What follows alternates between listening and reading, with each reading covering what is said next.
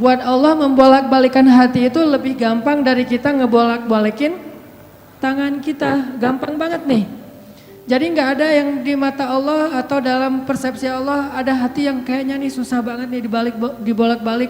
Jadi kamu mending nggak usah ke situ lagi deh. Saya juga kewalahan ngebolak-balik hati dia. Enggak, mudah. Terus kenapa ada yang dibiarkan, ada yang dibalikan hatinya? Karena ada yang pantas, ada yang tidak pantas. Jika kita sudah punya kepantasan, Allah akan balikan hati kita kepada kebaikan.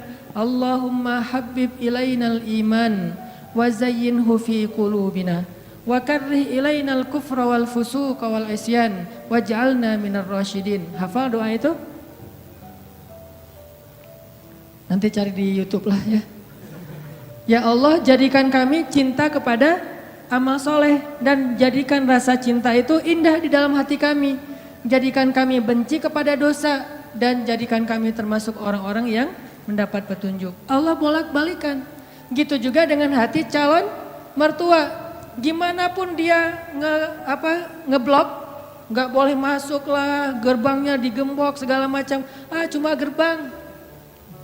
Mau 1000 lapis gerbang, kalau hatinya dibalikin, hilang semuanya tuh. Gampang banget kan? Buktinya malam ini nih. Allah membolak-balikan hati kita yang tadinya punya macam-macam rencana pada malam minggu, akhirnya Allah balikan hatinya, udah ke Masjid Agung aja deh. Bukan karena saya, bukan karena pemuda hijrah, bukan karena teman-teman panitia, tapi karena Allah mengikat hati kita, mengarahkan hati kita untuk bisa datang ke masjid. Sehingga ribuan anak muda tiba-tiba memakmurkan dan meramaikan majelis ilmu. Kalau di ribuan orang aja bisa Allah bolak-balikan hatinya, apalagi cuma satu orang. Ya, ada berapa ribu sekarang? 15.000? Lebih nih Masjid Agung ini daya tampungnya berapa? 10.000 ya? Sampai keluar. Berarti sekitar 20.000. Ini benar-benar sesuai dengan yang dulu banget saya harapin 2 tahun yang lalu bisa ngalahin Tomorrowland. Minimal DWP lah ya. Bisa ngalahin DWP atau kalau bisa Tomorrowland. Saya pernah kemarin tuh acara taklim di Pekanbaru, An-Nur, yang datang sekitar 25.000 anak muda di depan masjid penuh. Malam yang sama ada acara juga di mall, tapi acaranya sepi, yang taklimnya rame. Masya Allah. Habis itu baru ke mall. Tetap aja sama-sama rame. Intinya teman-teman mudah buat Allah. Sama kayak Allah membolak-balikan hati Nabi Muhammad, mertuanya Ali bin Abi Thalib. Padahal udah yang datang itu kurang keren apa coba? Abu Bakar. Secara fisik terkenal Abu Bakar itu orangnya putih, nggak terlalu gemuk, jadi badannya tuh bagus. Terus orangnya dermawan, akhlaknya paling mulia dan nggak pernah syirik sejak zaman jahiliyah. Di antara sahabat Nabi yang gak pernah melakukan dosa syirik sejak zaman jahiliyah, Ali dan Abu Bakar. Malah Abu Bakar tuh waktu kecil pernah diajak sama ayahnya untuk nyembah patung. Begitu ayahnya selesai ibadah nyembah patung pergi, itu patung diludahin sama Abu Bakar. Dilemparin kotoran sama Abu Bakar. Apa sih lo patung doang masa disembahin? Kalau lo bisa balas gua, coba lo balas, dilemparin. Ternyata gak balas. Dari kecil juga Abu Bakar itu udah gak pernah syirik. Orang yang sangat terjaga, hanif. Dan julukannya juga sama dengan julukan Nabi Ibrahim, Siddiq.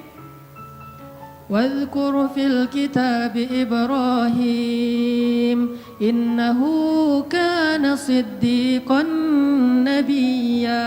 Ibrahim Siddiq, Abu Bakar Siddiq, sama nih. Bahkan Nabi sering membandingkan Abu Bakar sama Ibrahim. Engkau wahai Abu Bakar seperti Ibrahim. Engkau wahai Umar seperti Musa. Ya iyalah Umar ya. Musa kan gak sengaja noel orang langsung meninggal kan ya. Ngelihat Bani Israel agak ramai gitu lagi mau gelut sama orang Kipti. Karena Musa kasihan kepada Bani Israel yang lemah, akhirnya dia cuma ditakol dikit lah si orang Kipti ini teh. Cuma apaan sih lo? Meninggal. Belum diginiin, baru gini doang coba. Jadi kalau dulu ada ultimate fight, kayaknya Musa tuh juara bertahan tuh. Nah kalau di zaman Nabi orang kayak Musa, Umar, Jawara Quraisy. Kalau ada yang macam-macam sama Umar, lo berani sama gue. Nih lo lihat nih. Nggak ada yang berani sama Umar. Kalau lo pengen istri lo jadi janda, anak lo jadi yatim, lo tunggu gue di belakang gedung itu. Gedung, bukit. Nggak ada gedung dulu teh. Nggak ada yang berani nungguin Umar. Lancar aja tuh hijrahnya. Artinya Abu Bakar tuh sering dibandingkan kayak Ibrahim. Terus dengan Nabi akrab banget tuh Abu Bakar. Jadi kayak soulmate-an berdua tuh. Belum dapat risalah Islam juga, Nabi itu kalau jalan sama Abu Bakar jalan yuk kemana, ngopi kalau bahasa kita teh, ngopi sama Abu Bakar berdua. Dari zaman sebelum Islam juga Nabi itu dalam tanda petik udah sering ngopinya sama Abu Bakar. Coba enak gak nolak teman ngopi kita? Agak susah kan, dia ngajak kemana, gak enak kan nolaknya, ya udah gue datang gitu. Ali ngerasa, wah nih yang datang nih saingan berat nih. Pernah bersaing dengan orang kayak gini? Pernah, cuman sering kalah. Gak ada saingan juga masih ditolak ya, apalagi ada saingan. Nah itu mah saya banget, bukan teman-teman. Udah biasa ditolak, pada akhirnya diterima juga. Karena saya gak mau menyerah. Datang Abu Bakar, mau ngelamar Fatimah. Ali pas tahu berita itu, ya udahlah berarti pupus harapan. Hashtagnya berhenti aja. Udah gak bisa ngapa-ngapain. Tidak lama kemudian setelah Abu Bakar lama di rumah Nabi terus pulang, Ali merhatiin wajah Abu Bakar, nih wajah diterima atau wajah ditolak nih. Ternyata dapat kabar Abu Bakar ditolak sama Nabi. Yes, kata Ali.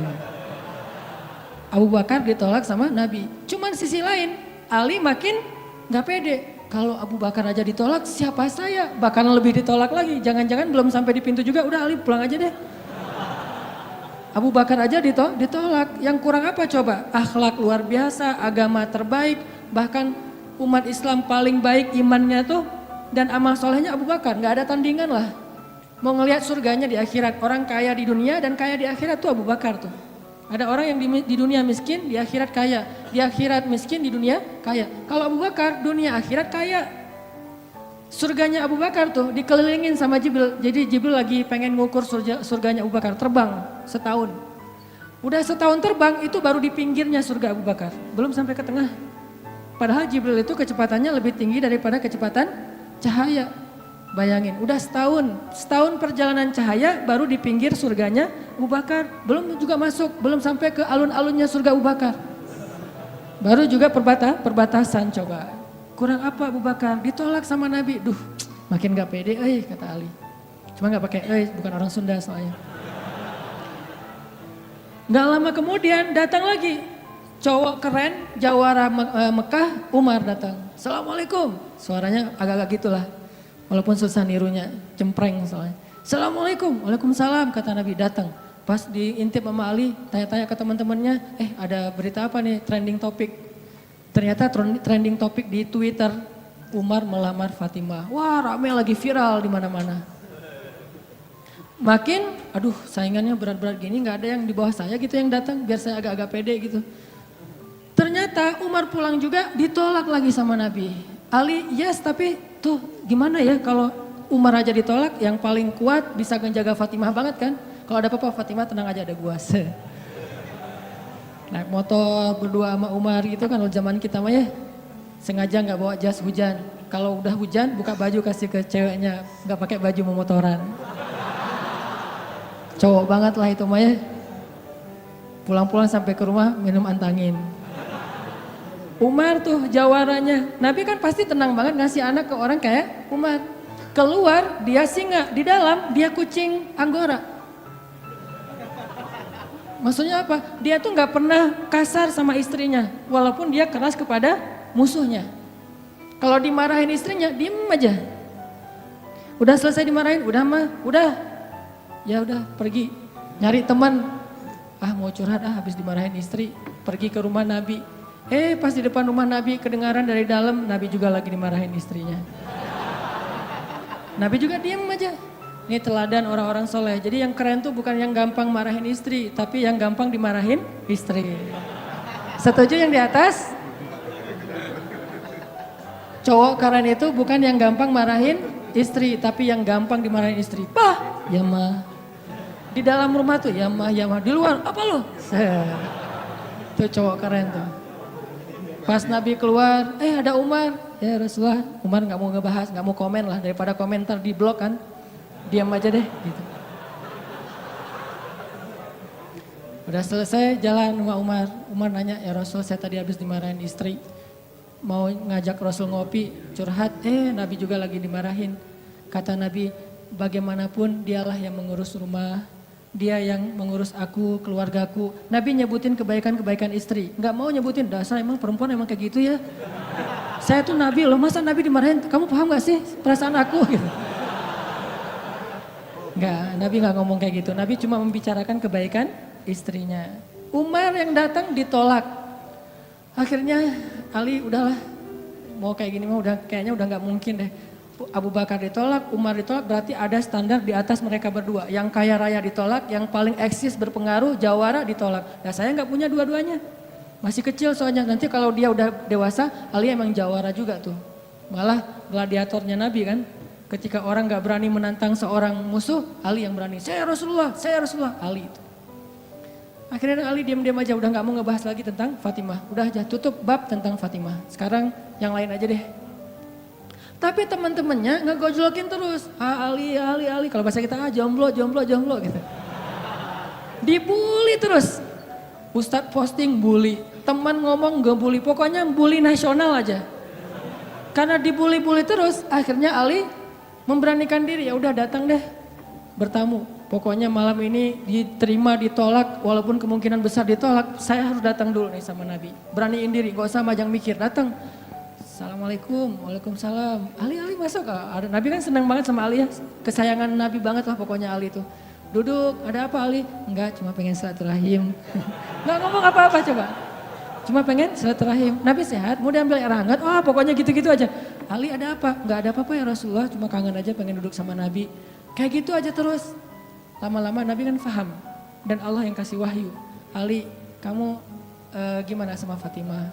Langsung Fatimah. Kebayang gak sih perasaan kita tuh sama orang yang kita kayak udah ngeklik banget, udah habis-habisan, pokoknya kalau gak dia saya mending gak usah nikah deh, gitu ya. Kalau gak dia mending saya jomblo aja seumur hidup. Kalau gak dia mending saya bunuh diri aja. Udah gitu bunuh dirinya gak mati lagi kesangkut di tiang listrik. Ali itu udah hatinya tuh udah kena banget sama Fatimah dan itu karena Allah yang mengikat hati mereka berdua. Pas Nabi bilang gitu, Ali langsung curhat. Ya Rasul, ya saya pengen, tapi saya nggak punya apa-apa. Kata Rasul, kamu punya apa? Saya di rumah tuh cuma punya 3 barang. 1 pedang, 1 onta, 1 baju besi. Nggak punya emas, nggak punya apapun. Kata Nabi, kalau pedang kamu butuh untuk berperang. Onta kamu butuh untuk mengangkut air. Ya udah deh baju besi aja, bawa ke sini baju besinya untuk jadi mahar buat Fatimah. Beneran Rasul baju besi? Itu bajunya besi loh Rasulullah, bukan yang tangan kayak gitu apa cincin. Gak apa-apa kata Rasulullah. Keluar Ali, Allahu Akbar, Allahu Akbar. Orang-orang pada heboh, langsung muncul lagi trending topik hashtag Ali diterima.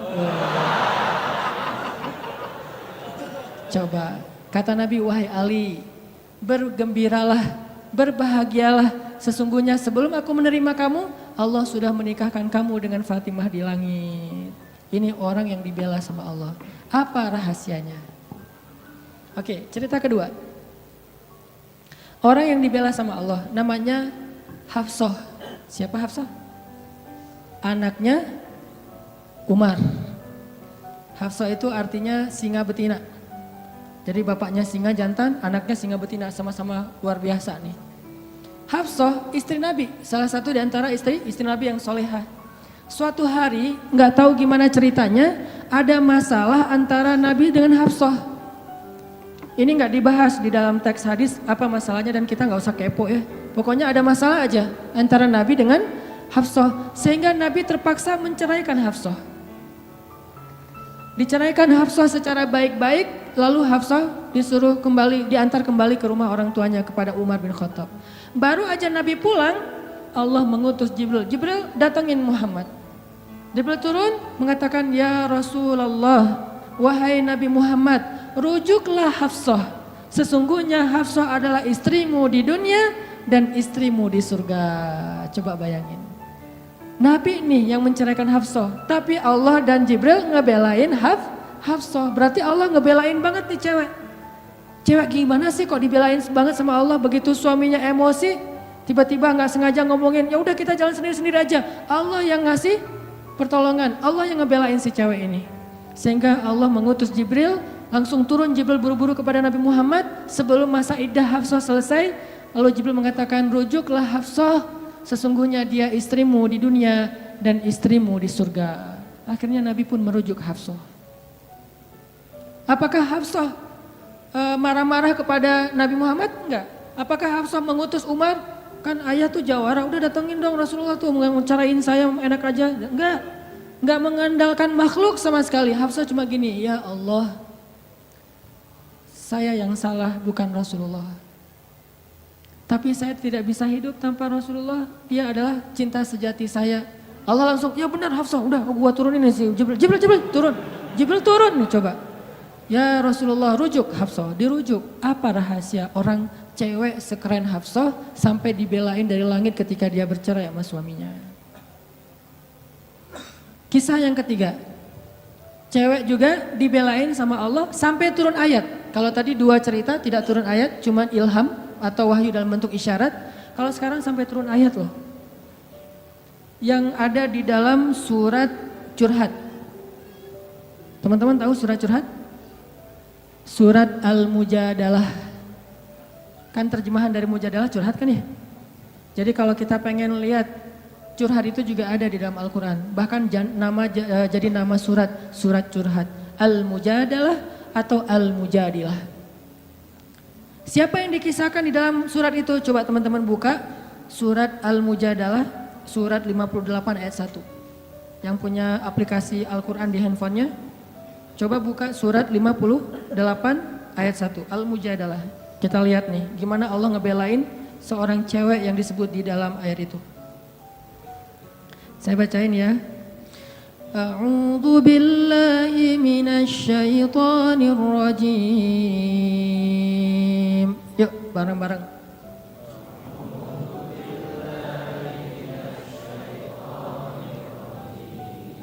Bismillahirrahmanirrahim.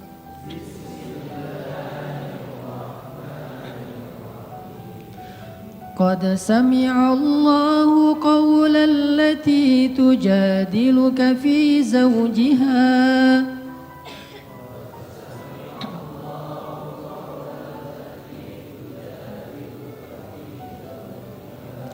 وتشتكي إلى الله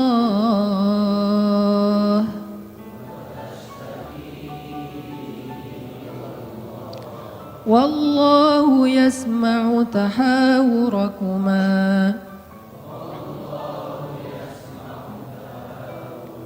إن الله سميع بصير.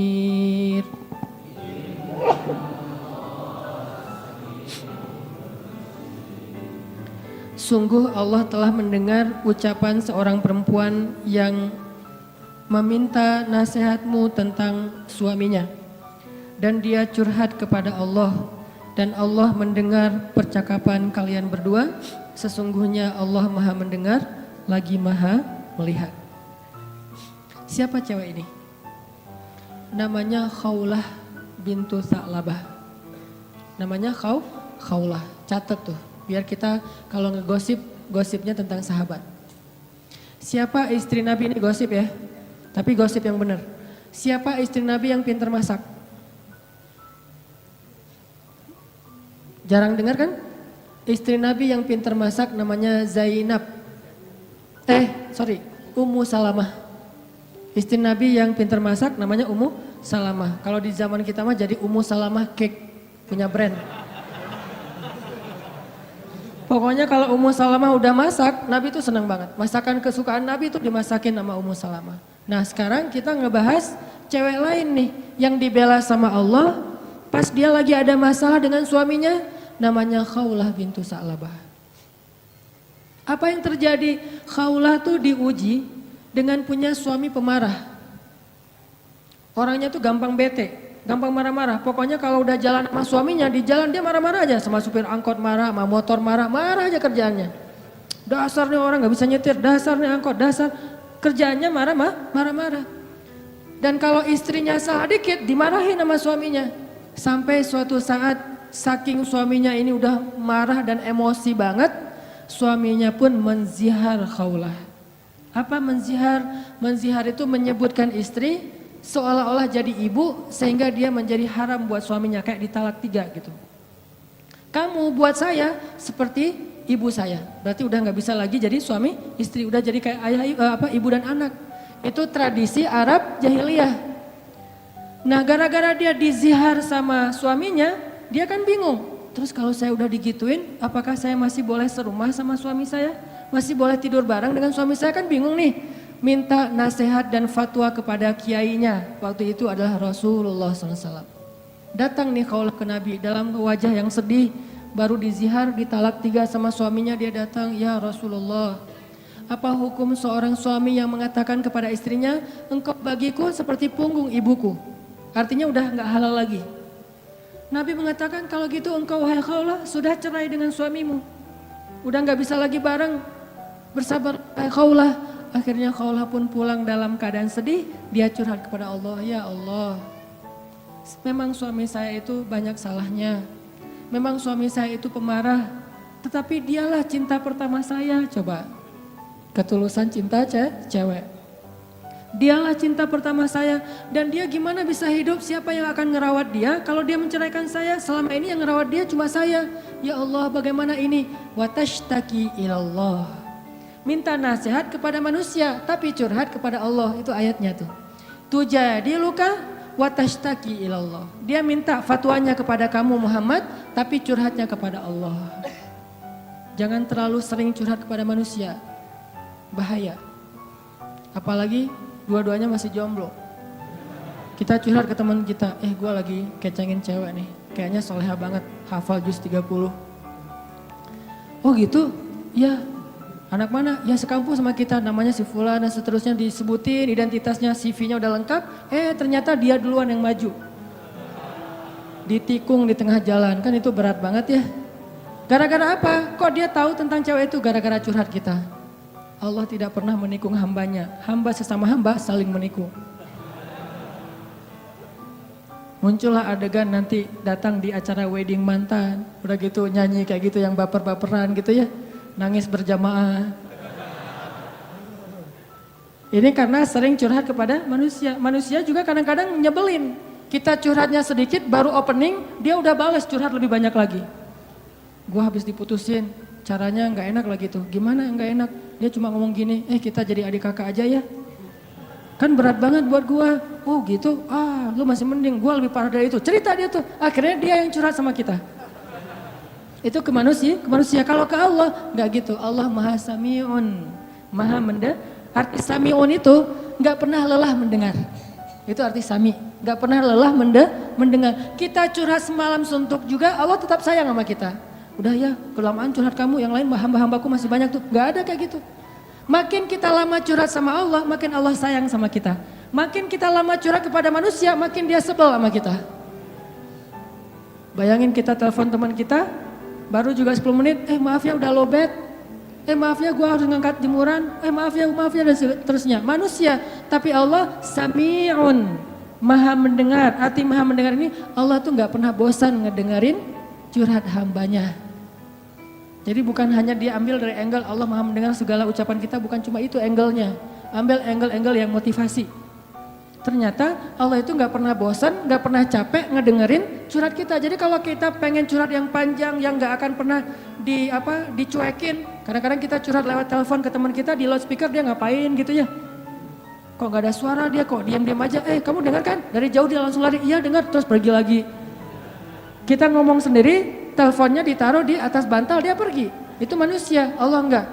Wa idza sa'alaka ibadi anni fa inni qarib. Kalau kita tanya ke Allah pengen curhat, Allah bukan menjauh. Apa-apa, sini, dekat. Allah malah mendekat pada kita. Apa? Wahai hambaku ada apa? Kalau teman kita menjauh, kalau Allah mendekat coba. Sami'un, qaribun. Orangnya tuh qarib. Kalau bahasa kita karib, akrab orangnya. Bukan orangnya, zatnya. Allah itu zatnya akrab. Asik gitu. Nggak bakalan nyebelin. Allah gitu banget sih, saya udah capek-capek curhat semalaman ternyata nggak didengar. Nggak. Sami'un.